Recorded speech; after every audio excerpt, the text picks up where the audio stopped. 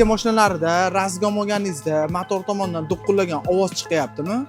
Yoki har skor almashtirganingizda do'qqillagan ovoz beryaptimi? Bu nimadanligini video davomida aytib o'taman. Siz undan oldin videoga bitta like bosib, profilga obuna bo'lib turing va albatta bu videoni sahifalaringizga olib qo'ying. Chunki bunaqa ma'lumotlar sizga kamdan kam beraman. Bu do'qqillashiga sabab ikkita detaldan bo'ladi. Ya'ni ichkari granata bilan motor podushkadan. Agar sizda ichkari granatada muammo bo'lsa, buni o'rnini almashtirib turib, ichiga litolini to'ldirib turib qo'ysangiz, sizlarda bo'layotib turgan muammo yo'qoladi.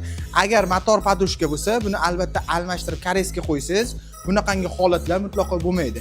Bu mashinada ham podushkalari uzilib ketgan, har skor almashtirganlarda yoki razgom olganlarda do'qqillagan ovoz bergan. Hozir shu muammolarni yo'qotib, mashinani chiroyli qilib to'g'rilab beryapmiz. Agar sizda ham shunaqa muammo bo'lsa, kommentariyada yozib qoldiring. Sizning muammongizga yechim topishga harakat qilamiz va bu videoni Nexia'si bolalarga jo'natib qo'yish esdan chiqmasin.